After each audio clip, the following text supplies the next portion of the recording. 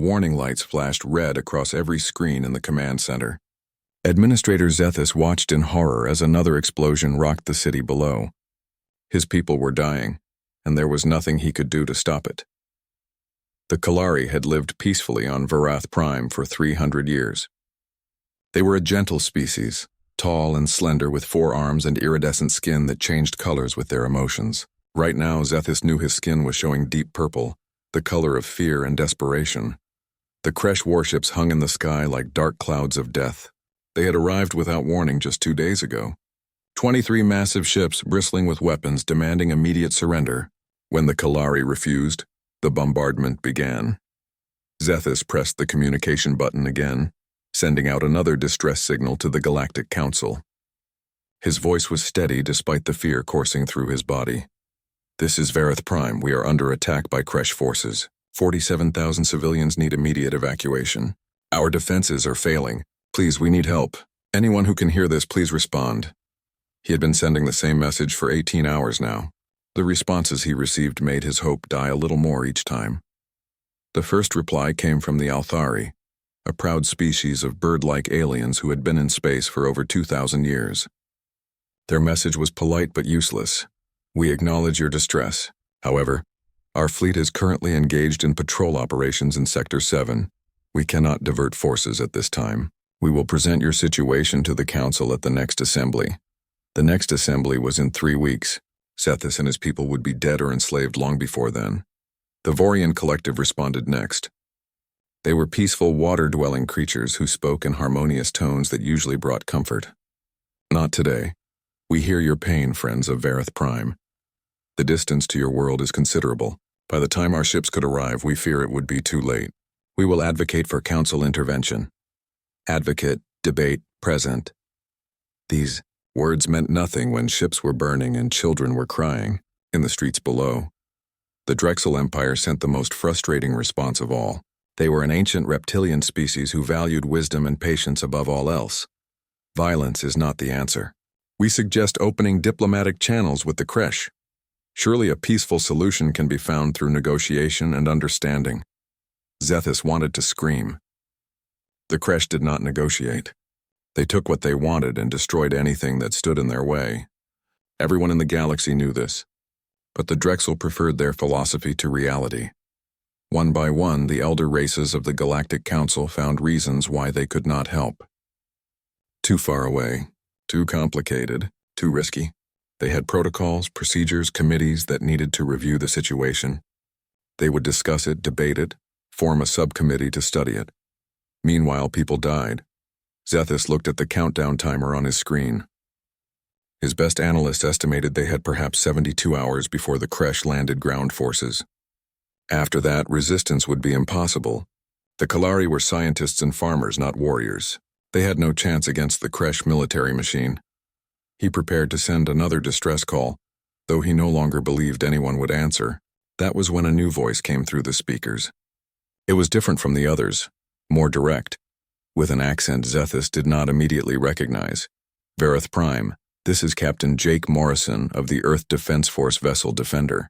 We have received your distress signal. Can you confirm your situation?" Earth, humans. Zethus felt a flicker of something that might have been hope. The humans were the newest members of the Galactic Council, barely 70 years in space.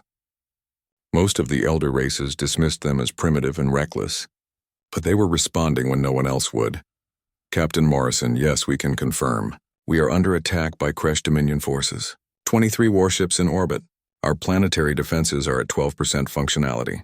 We have 47,000 civilians who need evacuation. We have maybe 3 days before the Kresh invade the surface." There was a pause. Zethus imagined the human captain reviewing the data, calculating the odds, preparing to deliver another polite refusal. "Understood, Varath Prime. Stand by." The line went quiet. Zethus felt his hope dying again. Even the humans, it seemed, would find a reason to abandon them.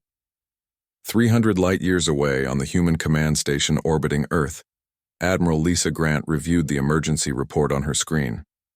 She was a woman in her mid-50s with gray hair pulled back in a tight bun and eyes that had seen too many wars. She read the numbers twice to make sure she understood correctly. Captain Morrison's face appeared on her screen. He looked tired, as if he already knew what she was going to say. Admiral, I know what you're thinking. It's a suicide mission. 3 of our ships against 23 of theirs. The Council isn't responding. We have no legal authority to intervene in Kresh territory. You're right about all of that, Lisa said calmly. But I'm not calling to ask permission, Admiral. I'm calling to tell you I'm going anyway. Court-martial me if you want. But I didn't join the fleet to listen to people die while I do nothing. Lisa allowed herself a small smile. This was why she had promoted Morrison to captain in the first place. He had a good heart, sometimes too good for military regulations. Who said anything about a court-martial? I'm ordering you to respond to that distress call. And you're not going alone, Morrison blinked in surprise. Admiral? I'm redirecting the Valiant and the carrier Horizon to rendezvous with you. You'll have 3 ships. It's not much, but it's what we can spare right now. The Council will file a formal protest, Morrison warned. Let them file 20 protests. Let them have their debates and their committees and their procedures. By the time they finish talking, those people will be dead. We're not going to let that happen. What about the chain of command? Earth government? I'll handle the politicians. You just focus on getting those people out alive. You have 68 hours before the Kresh land ground forces. Can you make it? Morrison checked his navigation computer. If we push the engines beyond their safety limits, we can get there in 68 hours. It'll be close, then push them. And Jake, one more thing. Bring your people home. All of them. Yes, ma'am, the communication ended. Lisa sat back in her chair and began composing her report to Earth Command. She knew there would be consequences for this decision. The Council would be angry. The politicians would be furious. Some would call her reckless, irresponsible, a warmonger. She did not care. She had not spent 30 years in the fleet to watch innocent people die because bureaucrats needed more time to debate. If that meant the end of her career, so be it. Some things were worth the cost. On the Defender, Captain Morrison addressed his crew over the ship's intercom. They were 200 men and women, most of them young, all of them volunteers. They deserved to know what they were getting into. Listen up, everyone. We've received a distress call from a Kalari colony under attack by the Kresh. 47,000 civilians need evacuation. The Council is not responding. We're going in anyway. He paused, letting that sink in. I won't lie to you. The odds are bad. We're outnumbered and outgunned. Some of us might not come back. If anyone wants to transfer off, now is the time. No judgment, no questions asked, nobody moved. Nobody spoke. The silence was its own answer. Lieutenant Sam Cooper, the tactical officer, was the first to break the quiet. He was a young man, barely 25, with red hair and a face full of freckles. Captain, with all due respect, why are we still sitting here? Those people need help. Let's go give it to them. The bridge crew erupted in agreement. Morrison felt pride swell in his chest. This was humanity at its best. Reckless, maybe. Naive, perhaps, but willing to fight for others, even strangers, even when nobody else would. All hands prepare for emergency jump. Engineering, I need maximum power to the engines. We're going to push this ship harder than she's ever been pushed before. Down in engineering, Carlos Diaz heard the order and grinned. He was a short, stocky man who had spent 20 years keeping ships running. He knew the Defender better than anyone. You heard the captain, he told his team. Let's see what this old girl can really do. On Verith Prime, Zethus received a new message from Captain Morrison. It was brief, just 6 words, but they changed everything. Help is on the way. Hold on. For the first time in 2 days, Zethus allowed himself to hope. The humans were coming. The galaxy had turned its back, but humanity had answered the call. He did not know if 3 ships could make a difference against 23. He did not know if the humans would arrive in time, but he knew they were trying, and that was more than anyone else had done. The Defender shook violently as the engines pushed far beyond their designed limits. Red warning lights flashed throughout the ship, and the constant hum of the overworked systems had become a grinding roar that never stopped. Carlos Diaz had not slept in 36 hours. He moved through the engineering section like a man possessed, adjusting power flows, rerouting cooling systems, and performing repairs before problems could become disasters. His team worked just as hard, fueled by coffee and determination. We're at 130% engine capacity, his assistant called out over the noise. The manual says we should never go above 110. Then it's a good thing I can't read, Carlos shouted back. He wiped sweat from his forehead and checked another readout. The engines were holding, but barely. They had another 30 hours of this before reaching Verith Prime, 30 hours that felt like an eternity. On the bridge, Captain Morrison stared at the countdown clock. 68 hours had seemed like enough time when they started. Now, with every minute that passed, he worried it would not be enough. Lieutenant Sam Cooper sat at the tactical station, studying everything they knew about the Kresh. It was not encouraging. The Kresh Dominion had conquered 17 worlds in the past decade. They were brutal, efficient, and overwhelming in their numbers. Their military tactics were simple. Surround the target, bombard until resistance collapsed, then move in for the kill. "Captain, I've been looking at Kresh battle patterns," Sam said. "They're predictable. They always use the same formations, the same strategies." "That's because their strategies work," Morrison replied. "Why change what isn't broken?" "Because it gives us an advantage. They expect everyone to fight the same way, the way the Council species fight. Formal formations, rules of engagement, limited collateral damage. We don't fight like that." Morrison turned to look at his tactical officer. "What are you thinking?" "I'm thinking we use the planet's asteroid belt. It's dense, full of rocks large enough to hide behind. The Kresh ships are big and slow. We're smaller and faster. We hit them from unexpected angles, use guerrilla tactics, make them chase us through the asteroids. That's risky. One wrong move in an asteroid field and we're debris." Sam grinned. "Yes, sir. But it's less risky than a straight-up fight we can't win." Morrison considered it. Everything about this mission was risky. Why not add a little more risk to the pile? Start working on specific tactical scenarios. I want 3 different attack plans ready before we arrive. The Valiant and the Horizon. The other 2 human ships were pushing just as hard to reach Verith Prime. On the Horizon, a massive carrier ship loaded with fighters and Marines. Sergeant Kyle Barnes briefed his troops. Kyle was a big man, 6 feet 4 inches of muscle and scars. He had served in 3 different conflicts before joining the Fleet Marines. He knew combat, knew what it cost, and knew that many of the young men and women in front of him had never seen real war. "Listen up. When we get there, our job is simple. Protect the civilians while they evacuate. The Navy will handle the Kresh ships in orbit. We'll handle anything that makes it to the ground." "Sergeant, what if the Kresh land troops?" asked a young private, her voice shaking slightly. "Then we stop them," Kyle said flatly. "We didn't come all this way to let those people die. You signed up to be Marines. That means something. It means when others run away from danger, we run toward it. It means we stand between innocent people and those who want to hurt them. That's the job. You understand?" They nodded, some more confidently than others. "Good.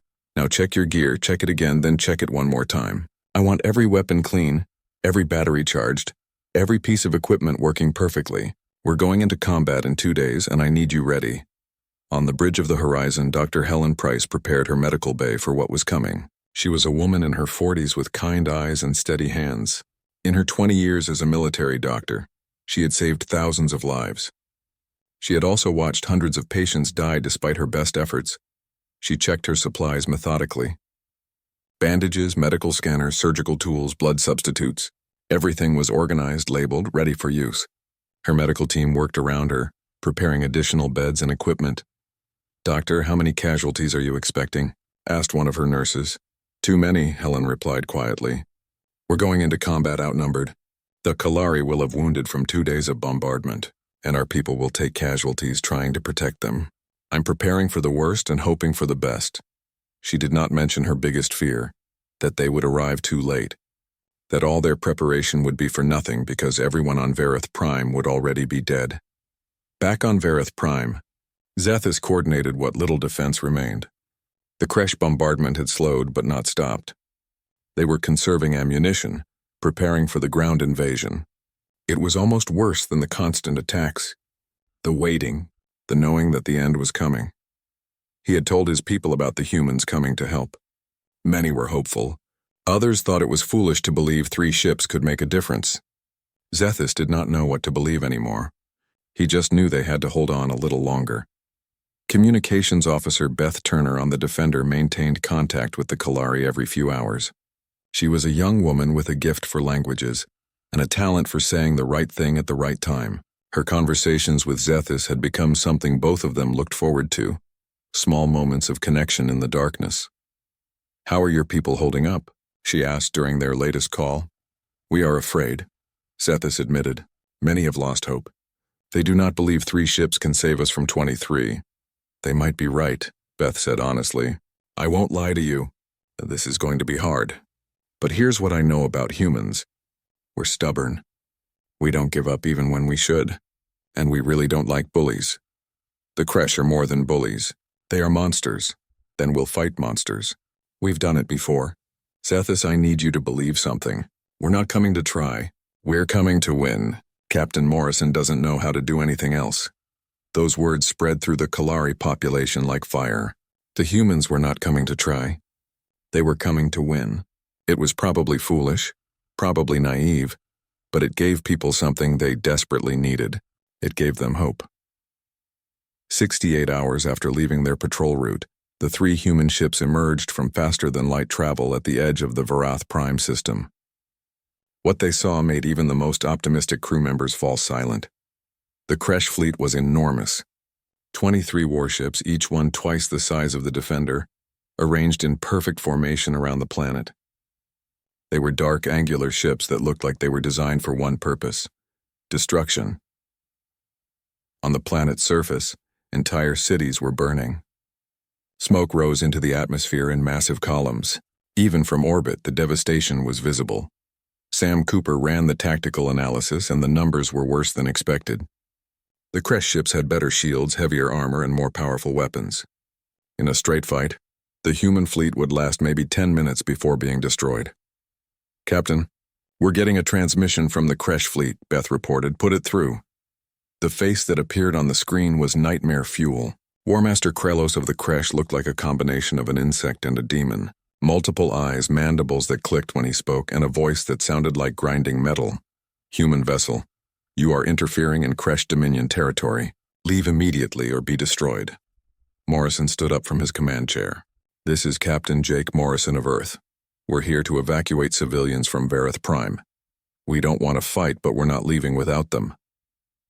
Krelos made a sound that might have been laughter. 3 ships against 23. Your species is either very brave or very stupid. We've been called both, Morrison replied. But here's the thing. Those are innocent people down there. They asked for help. We're giving it to them. You can either leave peacefully or we'll make you leave. For a long moment, Krelos just stared. Then he spoke again, his voice cold and certain. Then you will die with them. All Kresh vessels target the human ships. Destroy them. The Kresh fleet began moving into attack formation. On the Defender, Morrison turned to his crew. All hands, battle stations. Sam, execute attack plan Alpha. Let's show them what humans can do. The Defender, Valiant, and Horizon broke formation, accelerating toward the asteroid belt that ringed Varath Prime. The Kresh ships followed, confident in their superior numbers and firepower. What they did not understand was that humans did not fight fair. Humans fought to win. The first Kresh ship to enter the asteroid field learned this the hard way. It followed the Defender into a dense cluster of rocks trying to get a clear shot. Sam Cooper waited until the perfect moment, then executed a maneuver that made the entire bridge crew hold their breath. The Defender spun 180 degrees while still moving forward, fired every weapon it had directly at the Kresh ship's bridge, then dove straight down behind a massive asteroid before the enemy could return fire. The Kresh ship's shields absorbed most of the damage, but it was blinded and confused. It did not see the second asteroid until too late. The impact did not destroy the ship, but it knocked them out of the FE. 38 hours into the battle, the human forces were exhausted. Captain Morrison's face was gray with fatigue, his eyes bloodshot from staring at screens for too long. Around him, the bridge crew moved like zombies, operating on muscle memory and pure determination. The Defender had taken severe damage. The main weapons were still working, but barely. The shields flickered on and off, held together by Carlos Diaz and his engineering team through what could only be described as miracles and duct tape. Every system had been pushed far beyond its limits, but they had achieved something remarkable. Of the 47,000 Kalari civilians, 31,000 were now safely evacuated onto the human ships or transferred to other vessels.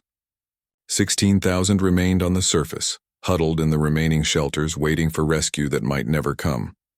The space battle had settled into a brutal stalemate. The humans had damaged or disabled 7 Kresh ships, but they had paid a terrible price. The Valiant was critically damaged, limping along on backup power.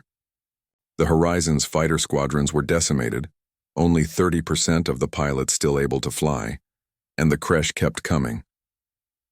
War Master Krelos watched from his command ship with growing frustration.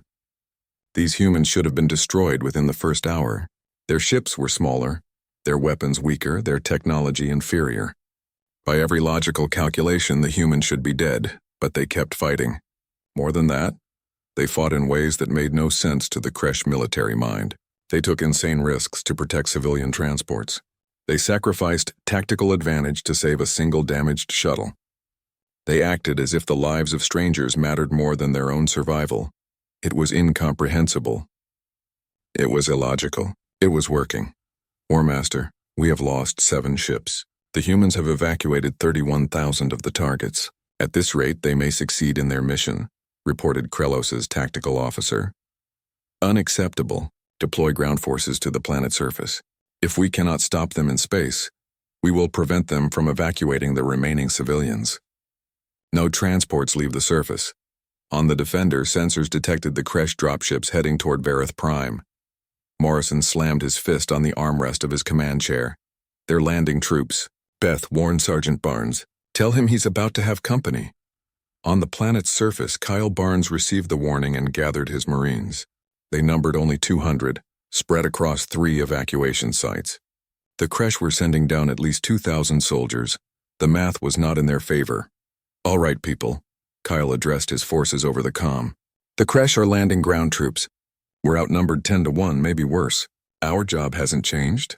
We protect the civilians, we hold the evacuation sites, and we don't let anything stop the transports from launching. Sergeant, those odds, began one of the younger Marines, are better than what the captain's facing in space. Kyle interrupted. He's got 3 ships against 16 enemy vessels and he's still fighting. We're Marines. We're trained for this. We hold the line. Understood? Sir, yes, sir. The first Kresh dropships landed in the city center, and Kyle saw his enemy for the first time. The Kresh soldiers were massive, 8 feet tall with armored exoskeletons and weapons that looked designed to tear through buildings. They moved in perfect formation, efficient and terrifying. Kyle's Marines opened fire from their defensive positions. The battle for Vareth Prime's surface had begun. Corporal Amy Foster crouched behind a barricade, her rifle hot from continuous firing. Next to her, 3 other Marines held the eastern approach to the spaceport. They had already repelled 2 Kresh attacks in the past hour. They're regrouping for another push, said Private Danny Chen, checking his ammunition. I'm down to 40%. Make every shot count, Amy replied. She was 24 years old and had joined the Marines because her father had been one. He had taught her that courage was not the absence of fear, but acting despite it. Right now she was very afraid, but she kept firing. The Kresh soldiers charged again. Amy's squad cut down the first wave, but more kept coming. These were not mindless creatures. They learned from each attack, adapted their tactics, and pressed harder. We can't hold this position much longer, Danny shouted over the sound of weapons fire. Amy looked back at the spaceport. Another transport was loading Kalari civilians, including children and elderly. They needed 5 more minutes to launch safely. We don't need to hold it long. We just need to buy them time. She grabbed 2 grenades from her belt and made a decision. The Kresh had established a command post in a building 100 meters away. If someone could destroy it, the attack would lose coordination, maybe long enough for the transport to escape. Danny, you're in charge. Keep them busy. Where are you going? To make sure those people get off this planet. Before anyone could stop her, Amy sprinted from cover. She ran through a hailstorm of enemy fire, zigzagging between burning vehicles and rubble. Shots impacted all around her, but she kept moving. She had no plan beyond reaching that building and destroying it. A Kresh soldier stepped into her path. She fired without slowing, dropped the soldier, and kept running. Her lungs burned. Her legs screamed. She did not stop. She reached the building, kicked in the door, and threw both grenades inside. She had 3 seconds to take cover before the explosion. She found 2 seconds. The blast knocked her off her feet and left her ears ringing. But when she looked up, the building was collapsing and the Kresh formation was falling apart in confusion. Behind her at the spaceport, the transport's engines roared to life. Danny Chen and the other Marines provided covering fire as the transport lifted off, carrying 300 Kalari to safety. Amy had bought them the time they needed. She tried to stand, but her leg would not support her weight. Looking down, she saw blood, a lot of it. She had been hit and not even realized it in the adrenaline rush. "Foster is down. Foster is down." Danny's voice crackled over the comm. "I'm fine," Amy lied, dragging herself behind cover. "Just bruised my ego." "Keep fighting." She passed out before she heard the response. In space, the battle had reached a critical moment. Commander Ryan Foster, no relation to Amy, sat in the command chair of the crippled Valiant. The ship had taken massive damage in the past few hours. Life support was failing in 3 sections. The weapons were operating at 30% capacity. The engines could barely maintain orbit, but Ryan had noticed something. The Kresh fleet was coordinating all their attacks from a single command carrier. It was the largest ship in their fleet, positioned at the center of their formation, directing every movement of every vessel.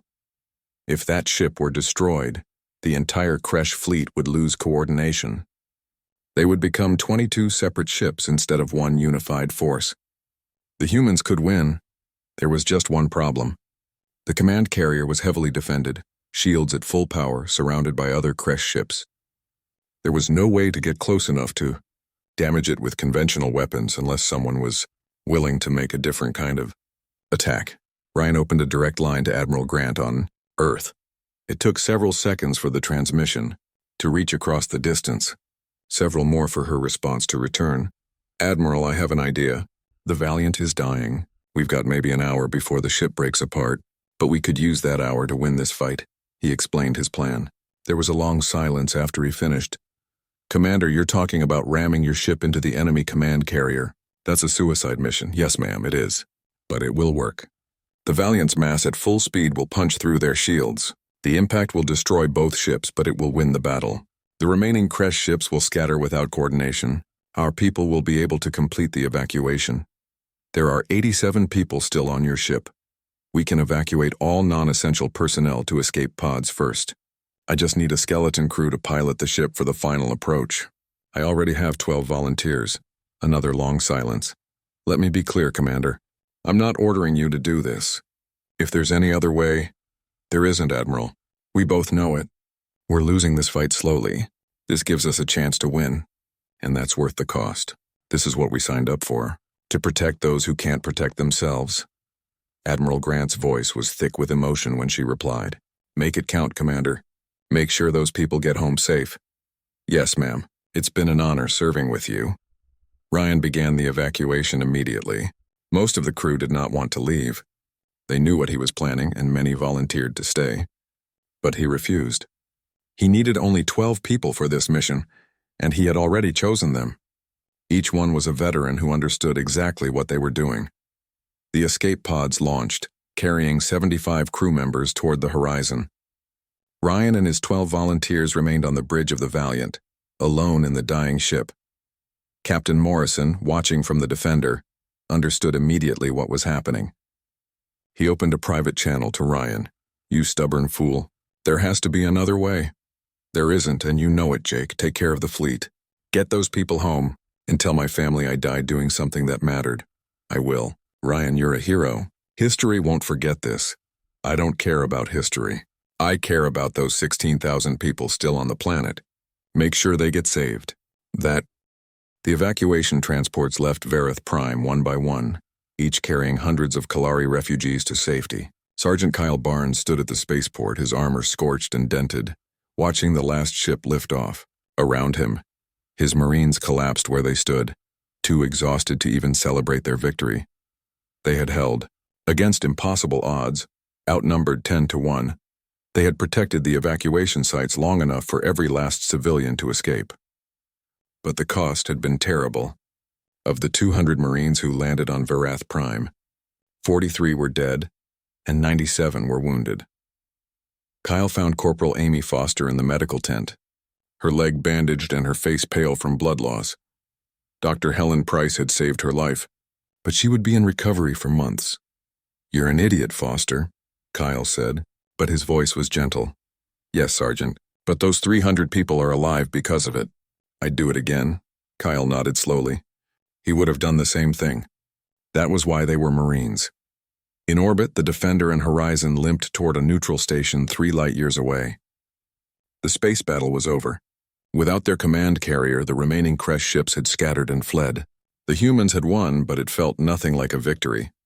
Captain Morrison sat alone in his quarters, writing letters to the families of the 183 people who died. Every word felt inadequate. How do you tell a mother that her son died a hero? How do you explain to a wife that her husband sacrificed himself to save strangers? He wrote anyway because it was his duty, because these people deserved to be remembered. The human fleet arrived at the neutral station to find it overwhelmed. Thousands of Kalari refugees needed food, medical care, and shelter. The station's facilities were not designed for this kind of emergency. But the humans made it work, because giving up was not an option. Dr. Price worked 36 hours straight before anyone physically dragged her away from the medical bay and forced her to sleep. She had treated over 900 wounded, both human and Kalari. Her hands shook from exhaustion, but she had saved lives, so many lives. Administrator Zethus walked through the refugee camps trying to comfort his people. Many were in shock. They had lost their homes, their world, everything except their lives. But they were alive, and that was because of humanity. He found Captain Morrison standing at an observation window staring at the stars. "Captain, I wanted to thank you. My people owe you a debt we can never repay." Morrison did not turn around. "We lost 183 people, a ship. Dozens more will never fully recover from their injuries. Some debt. Yes, a debt paid in blood by people who had no reason to help us. Why did you come, Captain? Why did humanity risk so much for strangers?" Morrison was quiet for a long moment. When he spoke, his voice was tired but firm. "Because someone had to. Because it was the right thing to do. Because we refuse to live in a galaxy where people die just because helping them is inconvenient." Those words would later be recorded in Kalari history as the defining statement of human character. 3 weeks later, Captain Morrison and Admiral Grant stood before the Galactic Council on the station orbiting the Council's homeworld.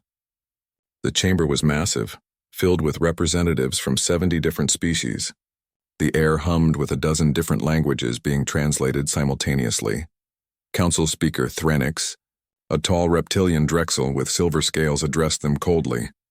"The Council has reviewed the incident at Varath Prime. Admiral Grant, Captain Morrison, you stand accused of violating Council protocol. You initiated military action without Council authorization. You entered Kresh territory without permission. You engaged in combat that was not approved by any proper authority."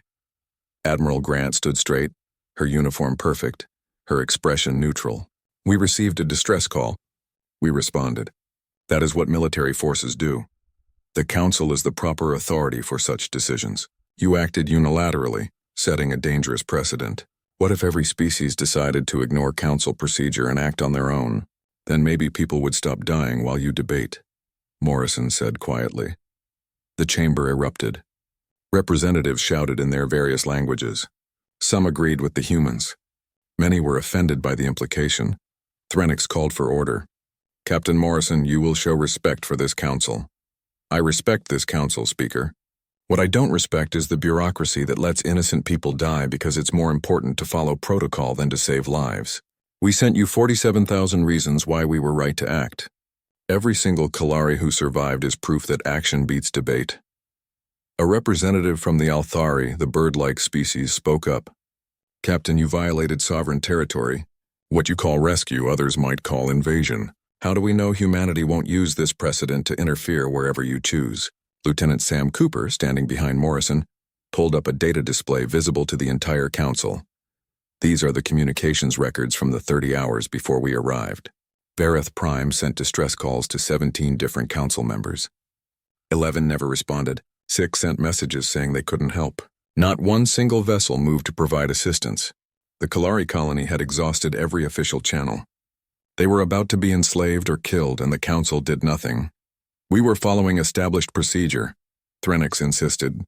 "Emergency military intervention requires a unanimous council vote. This ensures that military force is used only when absolutely necessary." "How many people have to die before it becomes necessary?" Admiral Grant asked. "What's the number? Is it 50,000? 100,000? Tell me the exact number of corpses required before the council decides to act." The chamber fell silent. A Vorian representative, speaking through a water-filled breathing apparatus, addressed the council. Perhaps we should consider that the humans revealed a flaw in our system. We pride ourselves on peaceful negotiation and careful deliberation. But there are times when careful deliberation becomes harmful delay. We cannot set a precedent of bypassing council authority, argued another Drexel representative. Today it is the humans acting without permission. Tomorrow it could be anyone. Chaos would result. Morrison stepped forward. You're right. We did bypass your authority. We acted without permission. And I'll tell you something else. If the exact same situation happened tomorrow, we'd do it again. Every single time. Because saving lives matters more than paperwork. Captain Morrison, Threnix's voice was hard. Are you saying that humanity intends to ignore council authority whenever you disagree with our decisions? No, Speaker. I'm saying that humanity will never stand by and watch people die when we have the power to save them. If that means violating your protocols, then we'll accept the consequences. But we won't change who we are just to make the council comfortable. Admiral Grant added. The Kalari asked for help. Everyone said no except us. We're not apologizing for being the ones who answered. Punish us if you want. Censure us, fine us, kick us out of the council if that makes you feel better. But those 47,000 people are alive because we acted. That's what matters. The council debated for 3 days. In the end, they voted to formally censure humanity for acting without proper authorization. It was a meaningless symbolic punishment, a way for the council to save face while acknowledging they could not actually stop the humans. But the vote was not unanimous. 12 species voted against the censure, including some who had never sided with humanity before. The cracks in the council's unity were starting to show. Outside the council chambers, news of the debate spread across the galaxy. On worlds throughout council space, ordinary citizens watched and formed their own opinions. Many of the elder species were embarrassed. Their governments had refused to help, while the youngest council member risked everything. It raised uncomfortable questions about their own values and priorities. The younger species, those who, like humanity, were relatively new to galactic politics, saw something different. They saw that it was possible to stand up to the council. They saw that doing the right thing mattered more than following rules. On Earth, the returning crews were celebrated as heroes. Parades were held in their honor. Statues were commissioned. The names of the 183 who died were inscribed on monuments in every major city. But for the people who had actually fought at Vareth Prime, the celebrations felt hollow. They had not fought for glory or recognition. They had fought because people needed help. Commander Ryan Foster was posthumously promoted to captain and awarded the highest honor Earth could give. His wife and young daughter accepted the medal on his behalf. His daughter, only 6 years old, asked why her daddy could not come home to accept it himself. No one had a good answer for that. Corporal Amy Foster recovered from her injuries, but was medically discharged from active service. Her leg had been saved, but she would walk with a limp for the rest of her life. She did not regret her actions for a second. Dr. Helen Price returned to Earth and immediately requested a transfer back to active duty. When asked why, she said simply, "Because there are more people out there who need help." I'm not done yet. On the refugee station, the Kalari began the long process of rebuilding their lives. They had lost their world, but not their culture, not their spirit, and they had gained something unexpected. 1 year after the Battle of Vareth Prime, Captain Jake Morrison stood on the bridge of the newly commissioned Defender. The ship had been completely rebuilt, incorporating lessons learned from the desperate fight against the Kresh. She was faster now, tougher, better armed. But more importantly, she represented something new. Morrison had been promoted to Commodore, given command of a small task force dedicated to rapid response missions. The Humanitarian Response Force had grown from a single idea into a fully operational division of Earth Fleet. 12 ships now bore the insignia of the HRF. A single hand reaching down to help another up. Standing beside him was Lieutenant Commander Sam Cooper, who had earned his promotion through quick thinking and bravery during the battle. He was reviewing the latest distress calls that had come through their monitoring stations. "Sir, we have 3 separate situations that might need our attention. A mining colony in Sector 4 is dealing with equipment failures. A refugee transport in Sector 9 has engine trouble. And there are reports of pirate activity near the trade routes in Sector 12. Morrison studied the reports carefully. None of these are council matters? The council has been notified of all three. They're forming committees to study the situations. Morrison shook his head with a slight smile. Some things never changed. All right, dispatch the Horizon to help the mining colony. Send the Pathfinder to assist the refugee transport. We'll handle the pirate situation personally. This had become routine for the HRF. While the council debated, humanity acted. It had created tension, certainly, but it had also saved thousands of lives. On Earth, Admiral Lisa Grant reviewed applications for the HRF's latest recruitment cycle. They had received over 12,000 applications for 100 positions.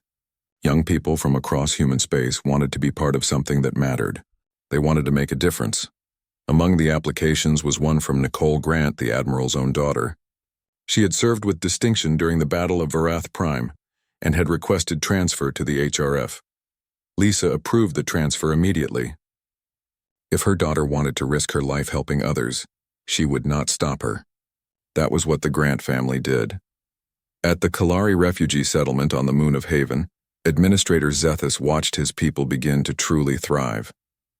It had been a difficult year.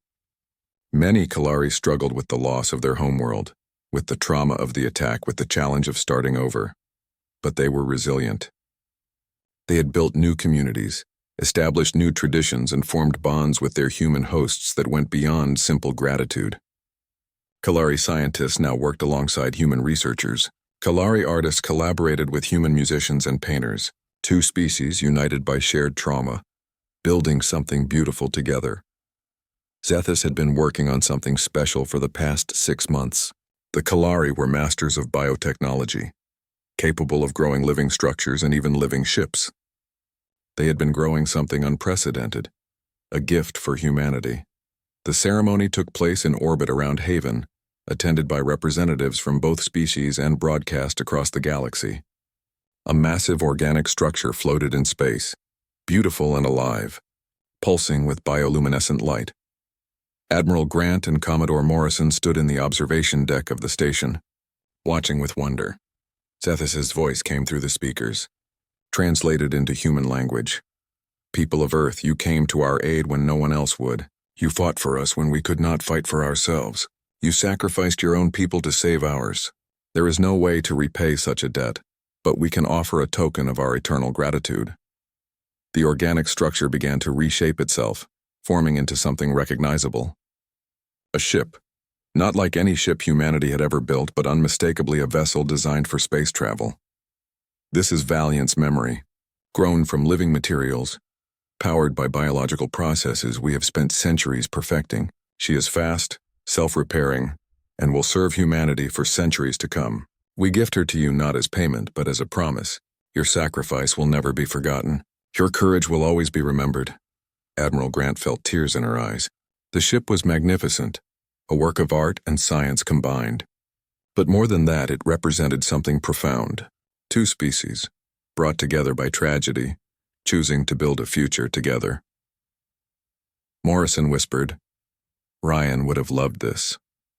Yes, Lisa agreed. He would have. The Valiant's memory was officially commissioned into the HRF fleet the following week. Her first captain was Commander Helen Price, the doctor who had saved so many lives on Varath Prime. She had cross-trained in command operations specifically for this honor. On her first mission, the Valiant's memory responded to a distress call from a Terrene colony ship that had suffered a reactor failure. The crew managed to repair the reactor and escort the colony ship to safety, all within 18 hours. It was exactly the kind of mission the HRF was designed for. But not everyone in the galaxy was happy about humanity's growing influence.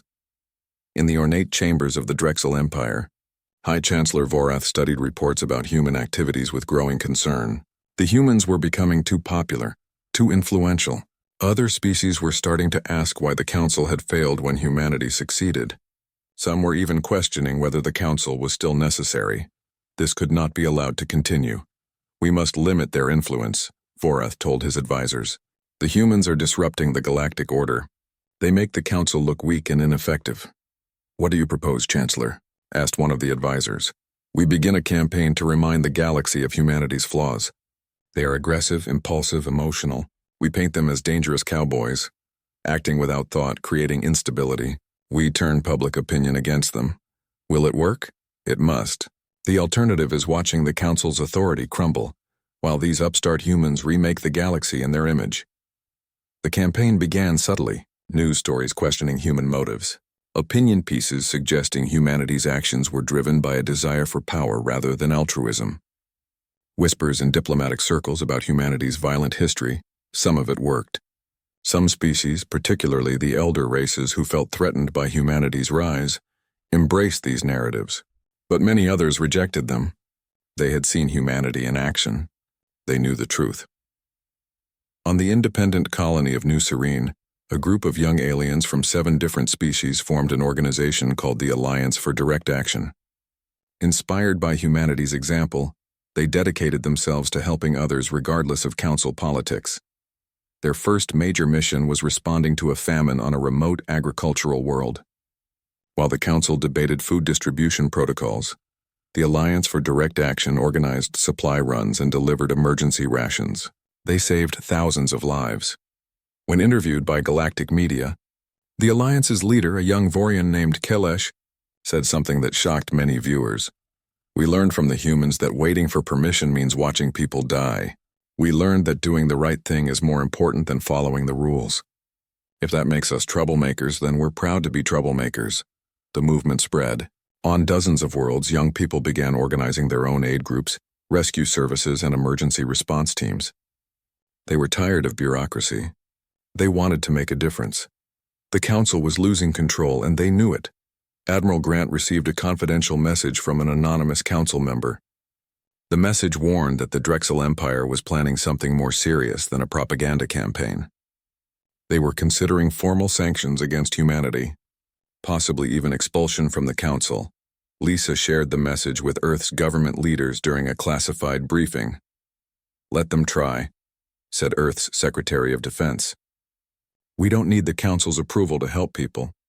"With respect, sir, we need to be smart about this," Lisa argued. "If we're expelled from the council, we lose access to their technology, their trade networks, their diplomatic channels. We'd be isolated. Would that be so bad?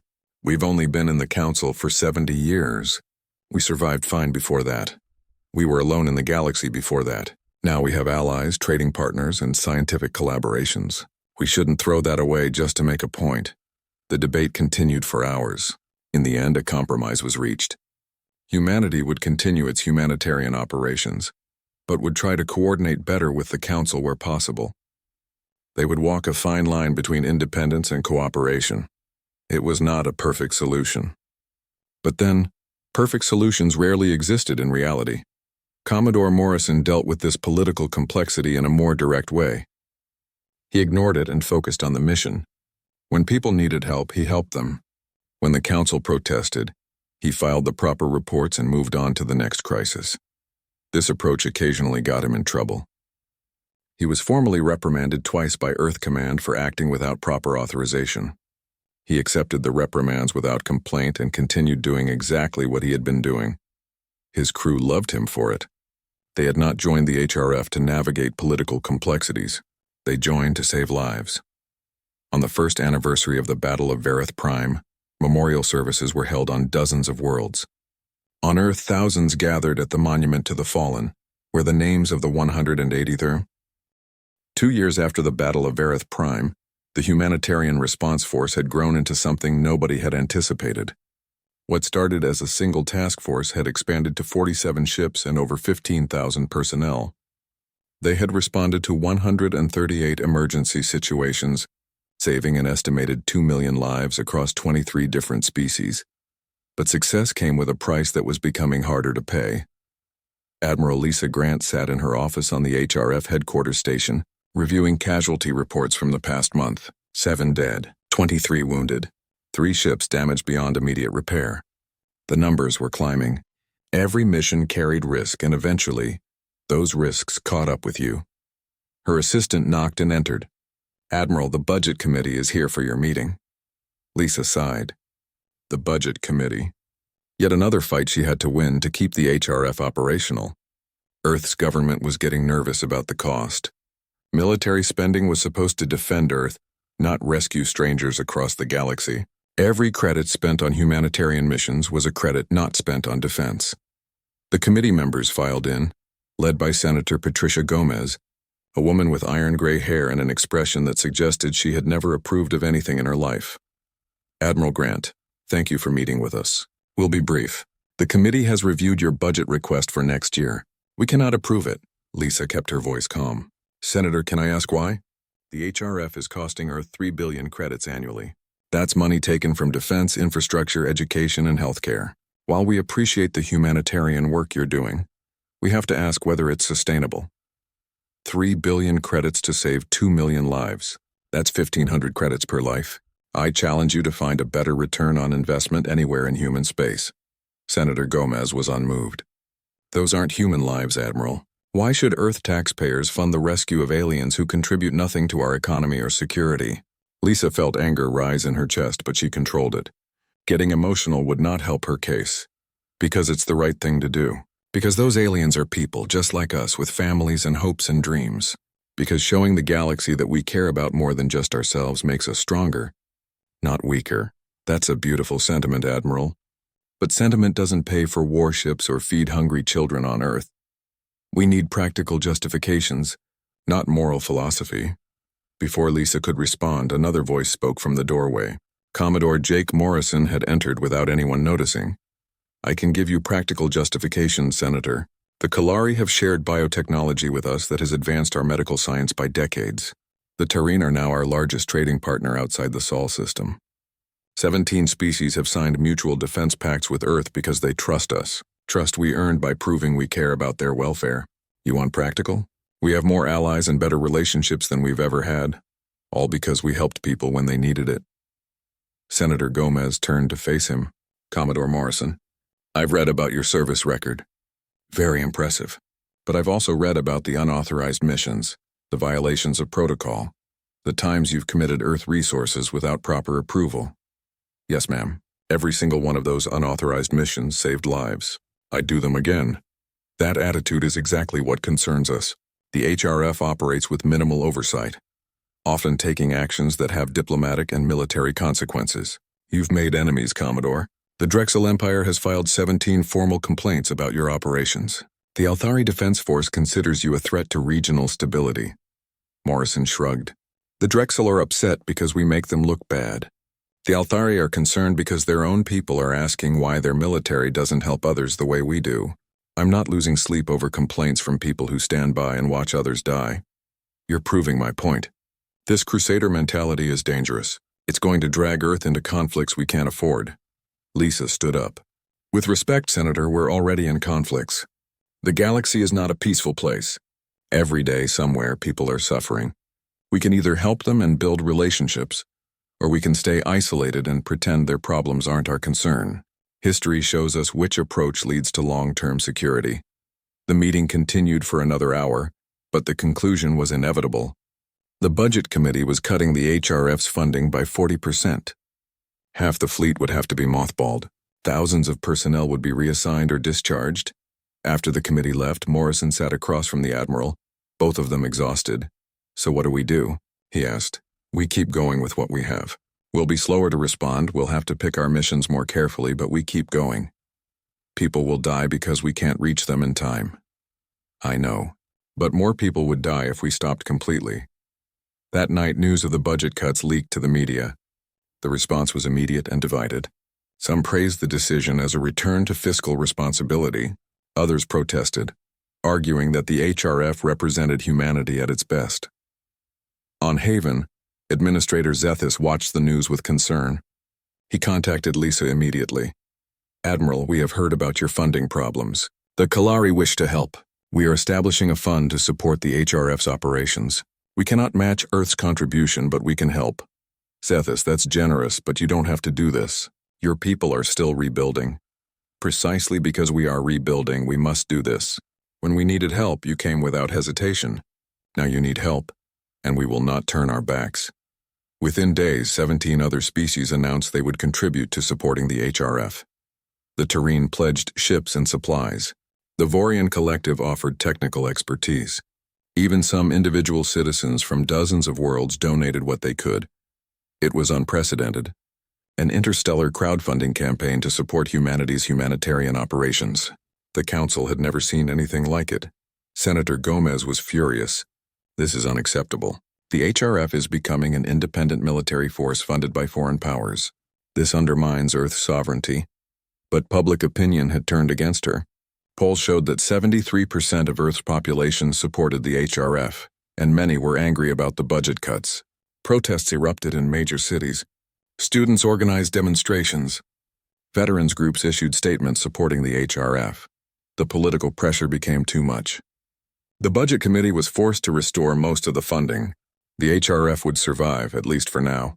But the incident revealed something troubling. Earth's commitment to helping others was fragile, dependent on political wins and economic calculations. The question was no longer if humanity would help, but for how long. Commodore Morrison struggled with this reality. He was a military officer, trained to follow orders and respect the chain of command. But increasingly, he found himself questioning whether those orders aligned with his conscience. During a mission to evacuate civilians from a war zone, he received orders to withdraw before the evacuation was complete. The risk had become too high, command said. The potential losses outweighed the humanitarian benefit. Morrison looked at the 3,000 people still waiting for rescue. Men, women, children, people who had done nothing wrong except be born in the wrong place. He made a decision that would define the rest of his career. All ships, continue evacuation operations. We're not leaving until everyone is safe. Sir, we have direct orders to withdraw, his executive officer warned. I heard the orders. I'm choosing to interpret them as guidance rather than commands. We'll deal with the consequences later. They evacuated all 3,000 civilians. Morrison was court-martialed for disobeying orders. The trial lasted 3 weeks and became the most watched military proceeding in Earth's history. Morrison's defense was simple. I joined the fleet to protect people. All people, not just humans. If protecting innocent lives is a crime, then I'm guilty. But I won't apologize for saving 3,000 people who would have died if I'd followed orders. The prosecution argued that military discipline required obedience, that allowing officers to ignore orders based on personal judgment would lead to chaos. The jury deliberated for 2 days. They found Morrison guilty of disobeying orders but recommended the minimum sentence: a formal reprimand and reduction in rank. Admiral Grant immediately promoted him back to Commodore and assigned him to command the HRF's newest ship, a vessel named Courage. The message was clear. Humanity valued compassion more than blind obedience. On the Drexel homeworld, High Chancellor Vorath watched these events with alarm. Humanity was not following the expected pattern. Most species, when faced with the costs of altruism, eventually reverted to self-interest. Humans seemed to be doing the opposite, becoming more committed to helping others even as it became more expensive and difficult. They are disrupting everything, Vorath complained to his advisors. The younger species see humanity and ask why their governments do not act similarly. Our own citizens are questioning why the Drexel Empire does not engage in humanitarian operations. Perhaps we should consider launching our own humanitarian initiatives, suggested one advisor. Show that we can match humanity's compassion. No. That would be admitting they were right and we were wrong. Instead, we must demonstrate that humanity's approach